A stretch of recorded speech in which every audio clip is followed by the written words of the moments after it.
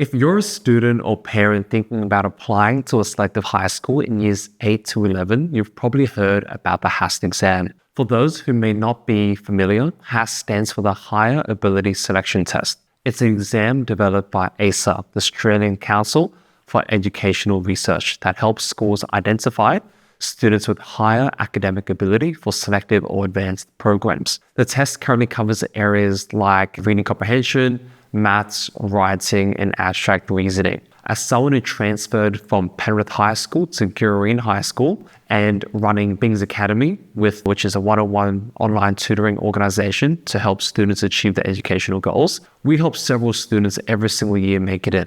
And I thought it'd be great to share my personal insights and experience. Right now, the exact way these sections are weighted in the final score isn't officially confirmed in the HAST exam. It's often assumed that each section, reading, writing, maths, or reasoning, carries about 25% weighting each, but ASA hasn't publicly verified this. So there's still some uncertainty about the actual specific weighting for each of them, which might shift in the future, especially with the changes that we're expecting. One of the biggest projected changes is that writing and literacy skills are going to become much more important in the exam moving forward. This isn't just a random guess, it's based on what we've seen in other similar tests.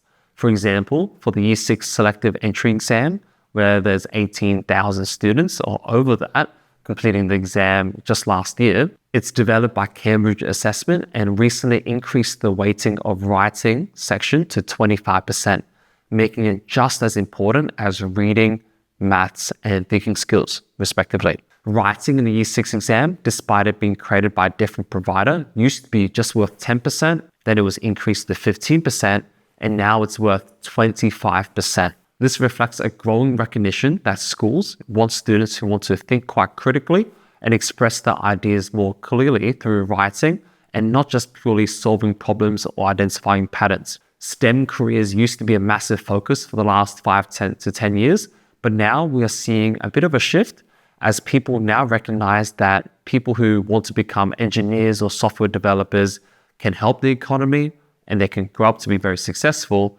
but without strong people skills or communication, it is difficult for them to even get a job and succeed in the workforce. For the HAST exam, that might mean the writing exam may in turn get a larger share of the overall score, potentially at the expense of other sections like abstract reasoning. It could also mean the writing section is split into 2 parts, such as persuasive writing as well as a narrative writing task, similar to some scholarship exams. This makes sense to me because writing is one of the hardest skills to take or to guess your way through. There are some HAST packages that remove the abstract reasoning section for 2 writing tasks instead of just 1. Although every selective or partially selective high school now does the exam package that has abstract reasoning in 2025 for HAST, this could potentially change in the future. Plus, we know that schools increasingly value these communication skills as being essential for success in high school and beyond that in university and so forth. Otherwise, they would not be asking for extracurricular participation and achievements if they're just looking to get a student to join their school who is just only purely academically gifted. It is pretty easy to get A's in a report, but it's hard to get consistent A's in a report while doing a bunch of activities in and out of school on top of it. This is what makes the process so competitive. Another big change on the horizon is potentially the move towards online testing or adaptive testing technology, which will be integrated accordingly.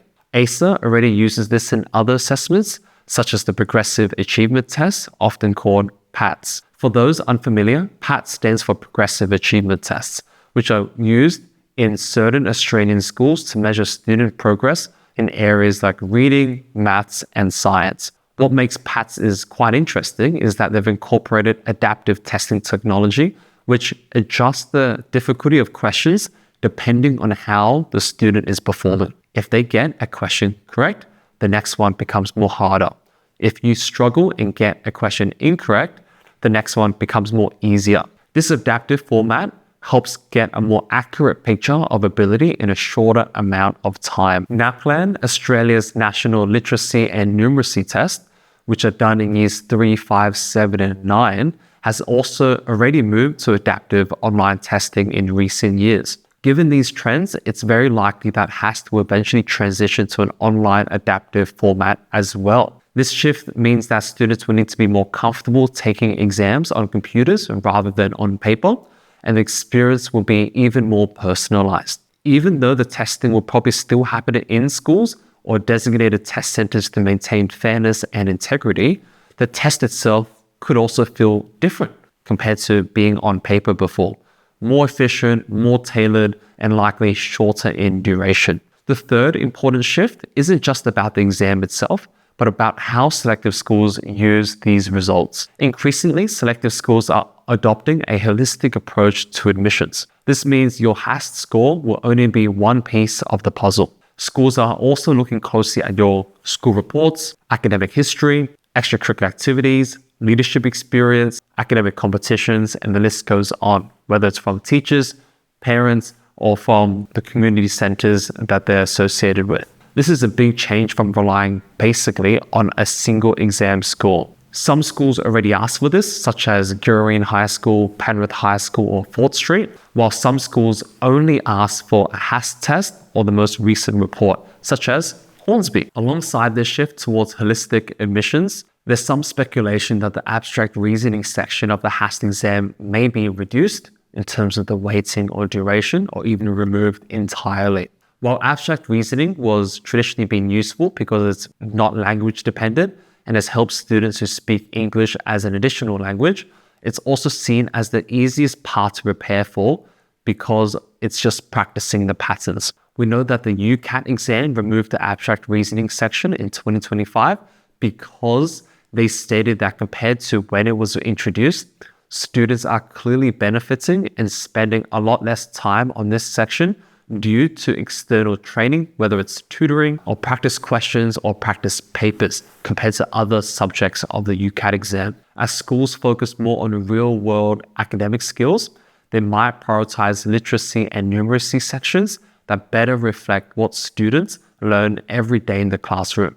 This is because abstract reasoning is not taught in any Australian schools as part of the daily learning or even the curriculum. Now, it's important to mention that it's not really clear if schools have any binding contractual obligations to use the HAST exam for a fixed period of time. As far as public information goes, there isn't a set contract forcing schools to stick with the HAST exam for a certain number of years that is publicly available. This means it's hard to say when or if students will stop using it or switch to a different provider or test entirely, like EduTest. That said, if such a change does happen, we can make pretty educated guesses about what it might look like based on current trends and evidence. For example, given how other assessments like NAPLAN and the Year 6 selective entry exam are moving to online and adopting adaptive testing, it's fairly reasonable to expect HAST could follow a similar path.